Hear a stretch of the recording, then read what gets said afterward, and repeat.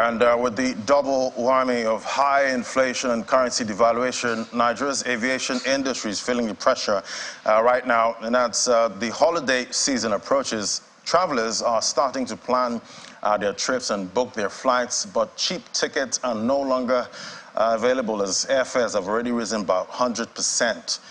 Let's talk to Professor Obiora Okonkwo now, an officer of the Order of the Federal Republic and MD CEO United Nigeria Airlines, joining me from our Abuja studio. Great to have you on the show, sir. Good morning. Thank you very much. It's my pleasure to be here. So we've seen the unification of the FX markets. We've seen that cause a devaluation at the official window. How are the distortions in the FX markets, impacting the aviation industry right now? How are these distortions impacting, operating costs?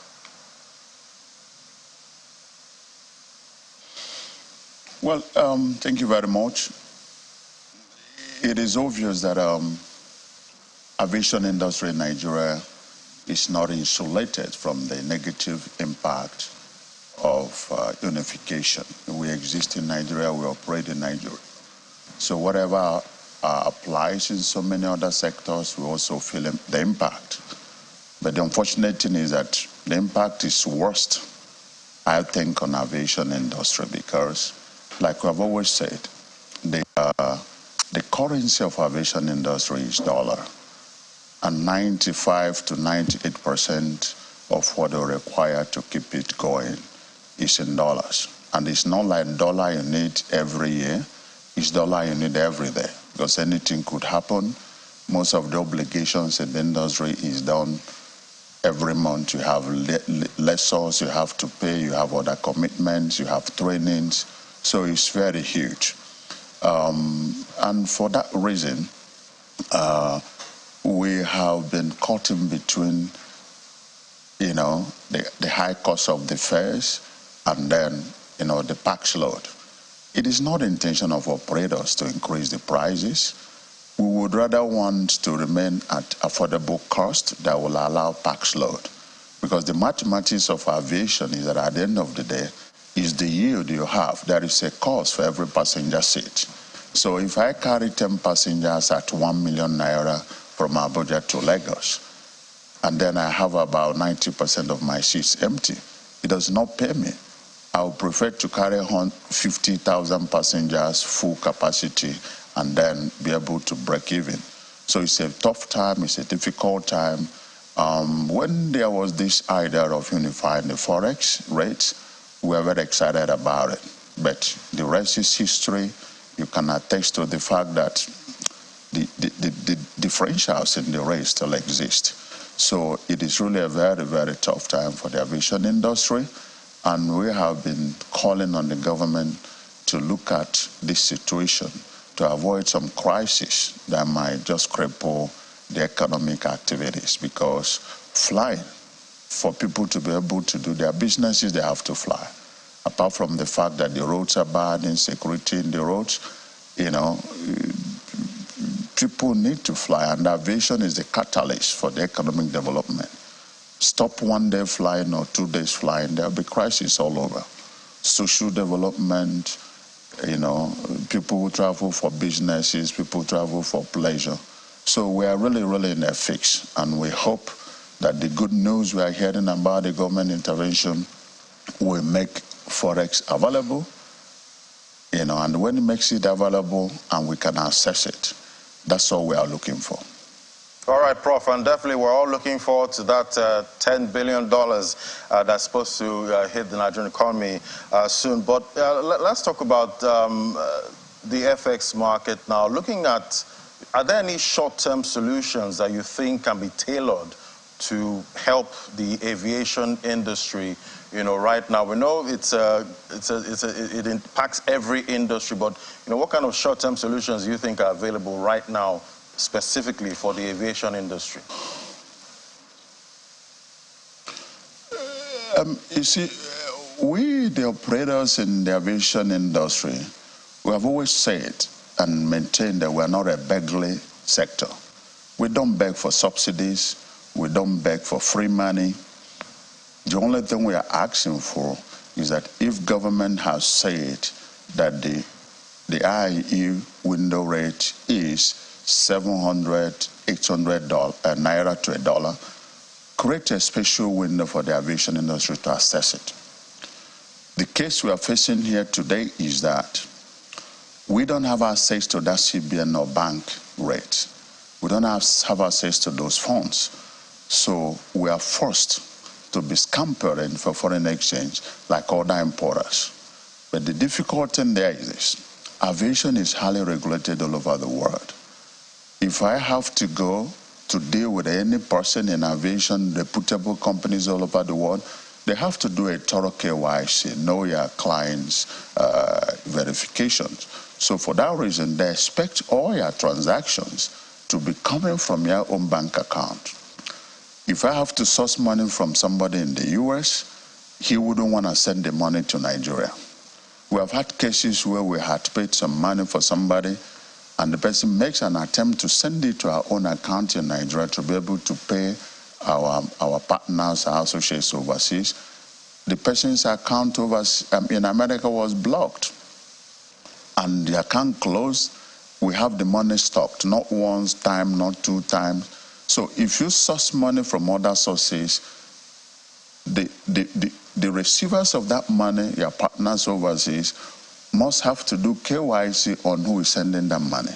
So if I am an aviator, and then I'm subjecting somebody who is just selling IIE funds to me to face scrutiny of KYC, why should he sell to me? He's ready to. There are other producers in China and other parts of the world for traders who want to import one or two things or the other. They have a lesser restriction in the way they receive money. So what we are looking for really now as a short term in the industry is that government should take aviation as a special sector, pay special attention, and make sure that we assess funds that are coming officially from CBN through the bank, not at any special rate, at the rate government has determined, but let it be made available to the aviation industry so that we reduce this waste of time and scampering for foreign exchange like other importers who have lesser problems to deal with their partners. I think that should be short term. On the long-term basis, it's a good news that government is bringing in some funds. Nigeria is basically a very, very solid and credible country.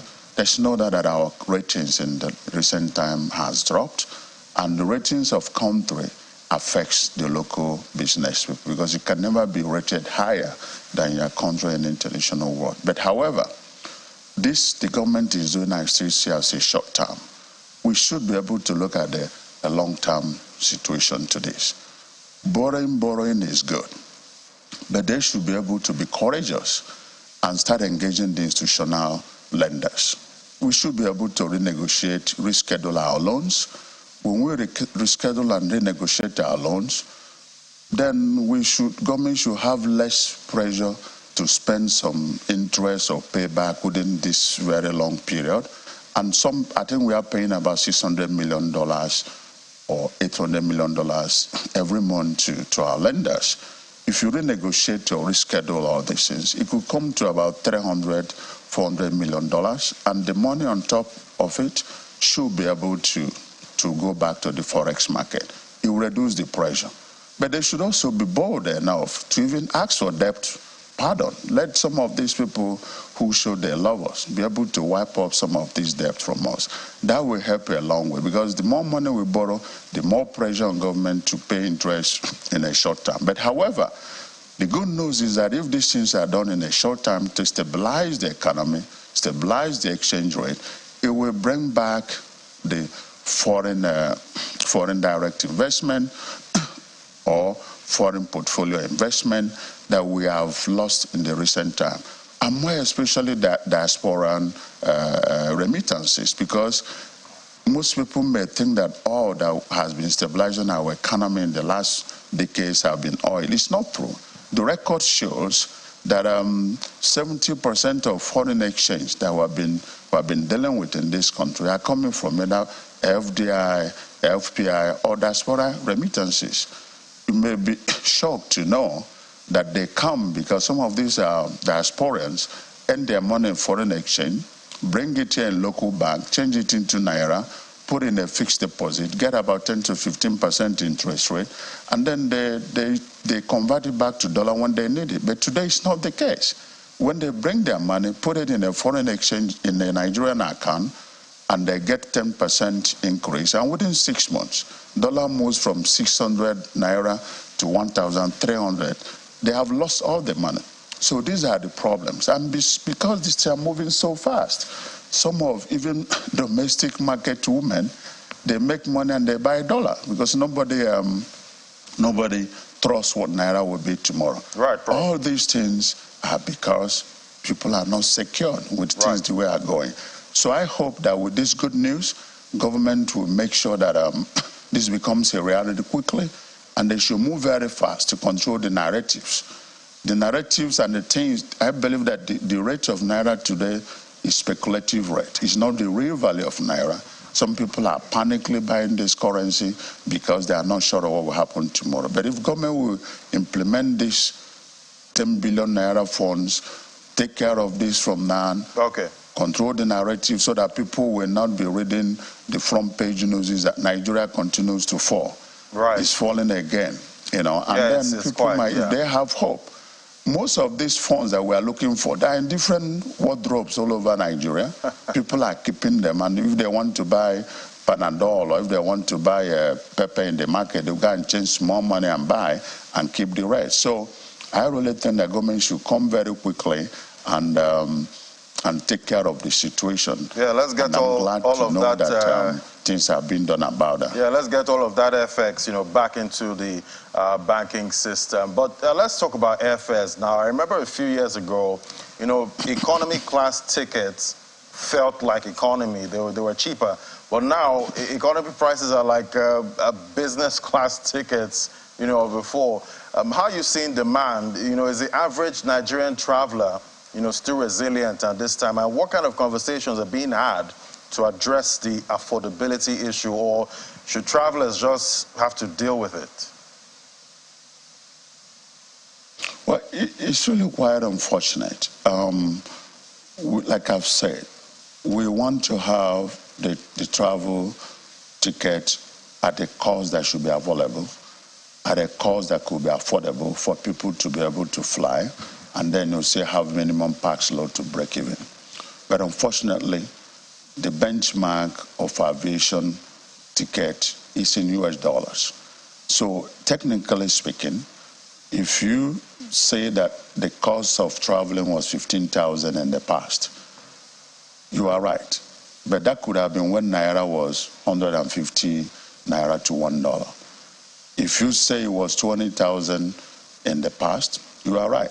But that could have been when Naira was 200 Naira to $1.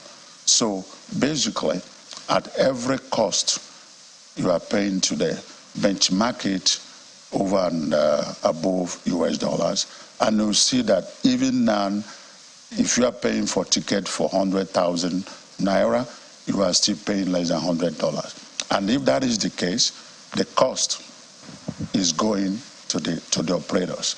We are losing money in many routes because the tickets are still underpriced. So basically, if Naira comes back to 500 Naira and the ticket comes back to 50,000 Naira, we will all be happy, because what it means is that we are still getting $100. All over the world, if you make a 1 hour, if any commercial flight takes off and land, whether it's 30 minutes or 1 hour, and it's less than $100, it should be a big loss. Yes, you may say you might get $50 ticket to fly somewhere. That's correct. But if you look at that $50 ticket, it might just be 5 seats in a 150-seater aircraft. And you'll be surprised that the next person sitting with you may have paid $500 on the same journey. So the airline is making up that money less from the money you paid $50 is making it from the man who paid $500. So at the end of the day, if you not do the yield, it still comes back to average of $100 and $150. That's where it works. So basically speaking, what I'm just telling you today is that at the rate you are still buying your ticket, it's still so cheap. It's still a big threat for the survival of the aviation industry, because viability of the sector guarantees the security of the sector, the safety of the sector. So Nigerians should still show their love, like I've always said in some of my other outings, to the operators who have been bearing the shock and the burden. And I hope the government should appreciate this and know that we are playing a critical role in stabilizing and reducing the burden to the ordinary Nigerians. Just look at it. You know, if you get into airport and you want to have a decent VIP car from Abuja Airport to town, you should be paying about 50,000 naira. That's just about 15-20 minutes drive on the ground. So if you are paying 100,000, 250,000 naira for 1 hour flight on the aircraft, it's really not very expensive compared to the rate of the dollar. So unfortunately, in naira terms, it's huge, but in dollar terms, it's even less than what you were paying before. So that's the situation, and I hope that the passengers will understand that they need to cooperate with operators this time, because we should be able to give them this service.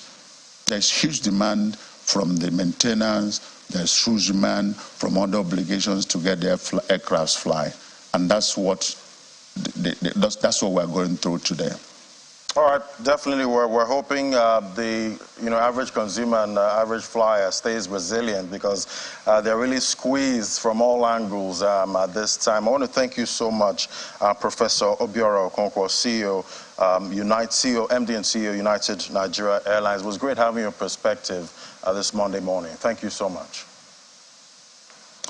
Thank you very much. But it's very good to have on record that the most resilient industrial sector in Nigeria in recent time has been aviation, and I hope we will survive it, because there is always limitation to what you can take. Yeah. Yeah, I hope we all survive. Thank you so much, Prof. Thank you. Thank you very much. Yeah.